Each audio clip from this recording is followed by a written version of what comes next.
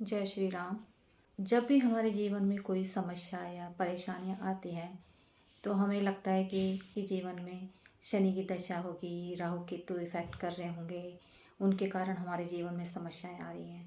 लेकिन राहु केतु शनि तो यूं ही बदनाम है। सारी समस्याओं की जो जड़ है वो चंद्रमा है। क्योंकि चंद्रमा क्या है? चंद्रमा हमारा मन का कारक है। हमारी भावनाएं, हमारी सोच, हमारे विचार, इन सब चीज़ों को प्रभावित करते हैं। जब भी लोग कुंडली दिखाने आते हैं तो पूछते हैं हमारे कुंडली में धन योग है, ऐश्वर्य योग है, भौतिक सुख सुविधाएं मिलेंगी या पैसा कितना मिलेगा, धन संपत्ति कितनी मिलेगी, इन सब चीज़ों के बारे में पूछते हैं। लेकिन कभी ये नहीं पूछते कि हमें जीवन में कभी मन का सुकून मिलेगा, मन की शांति मिलेगी या नहीं मिलेगी। क्योंकि अगर मन ही शांत नहीं है, मन में सुकून नहीं है, तो हमें चाहे कितनी भी भौतिक सुख सुविधाएं, पैसा, धन संपत्ति कितना भी मिल जाए, उसका हम सही तरीके से उपभोग नहीं कर पाएंगे। लेकिन सच्चाई यही है कि लोगों को मन के सुकून और शांति की बजाय इन सब चीज़ों में ज़्यादा इंटरेस्ट होता है। बहुत सारा, ढेर सारा पैसा मिले, मान सम्मान मिले, सुख सुविधाएं मिले, लाइफ में लग्जरी हो, मकान हो, गाड़ी हो, इन सब का सुख मिले। चंद्रमा से हम हमारी मन की भावनाएं, हमारे इमोशंस, इनको देखते हैं। जब मन शांत होता है तो अच्छे विचार आते हैं। अगर कुंडली में चंद्रमा की स्थिति बहुत अच्छी होती है तो व्यक्ति का मानसिक संतुलन या मानसिक स्थिति बहुत अच्छी होती है। सही समय पर सही निर्णय लेने की क्षमता होती है, सही विचार आते हैं, सही सोच होती है, अपने इमोशंस पे कंट्रोल कर पाता है। इसी तरह अगर कुंडली में चंद्रमा की स्थिति अगर अच्छी नहीं होती तो वो मानसिक तनाव में, परेशानियों में, डिप्रेशन में हमेशा घिरा रहता है। उसको मानसिक चिंताएं हमेशा घेरे हुए होती हैं। कभी भी वो सही तरीके से निर्णय नहीं ले पाता, ना ढंग से खा पाता है, ना रह पाता है। नौकरी से संबंधित चिंता, कभी परिवार से संबंधित चिंता, कभी धन से संबंधित चिंता बनी रहती है। शनि, राहु, केतु ये जीवन में चंद्रमा को इफेक्ट करते हैं। लेकिन मन अगर स्थिर होगा तो सही तरीके से हम सोच पाएंगे, निर्णय ले पाएंगे। जब भी चंद्रमा राहु के साथ होता है तो वो अपनी वर्तमान स्थिति में कभी नहीं जी पाता। वो हमेशा ख्याली पुलाव ही बनाता रहता है। बहुत ज़्यादा वो ओवर थिंकर हो जाता है, बहुत ज़्यादा सोचने लगता है।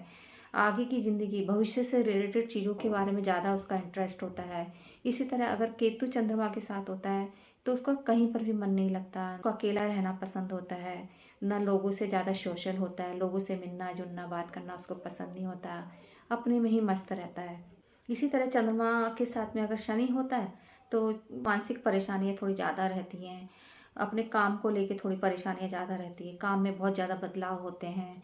राहु, केतु और शनि इतना ज़्यादा इफेक्ट नहीं कर पाते जितना कि चंद्रमा अगर अच्छी स्थिति में नहीं है तो वो ज़्यादा मन को ज़्यादा इफेक्ट करता है।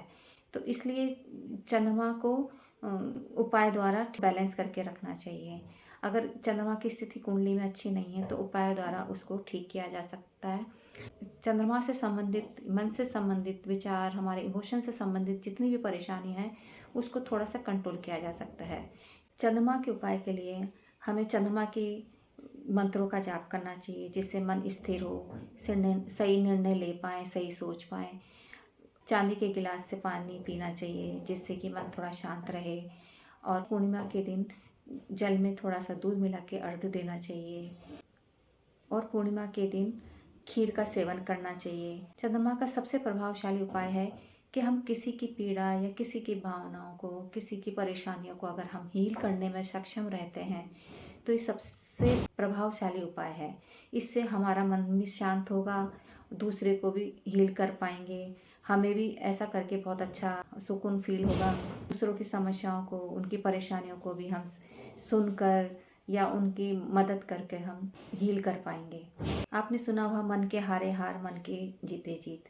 अगर मन अच्छा है, मन में पॉजिटिव विचार हैं तो अच्छी सोच होगी, अच्छी तरीके से हम लाइफ में पॉजिटिव रह पाएंगे। अगर मन में नेगेटिव विचार है तो मन बहुत विचलित होगा, किसी भी काम को हम ढंग से नहीं कर पाएंगे। आपको अगर मेरी चंद्रमा से संबंधित ये जानकारी अच्छी लगी हो तो मेरी वीडियो को लाइक और शेयर कीजिएगा। अगर आपको अपनी कुंडली का विश्लेषण कराना चाहते हैं तो आप मेरे नंबर पर संपर्क कर सकते हैं। जय श्री राम।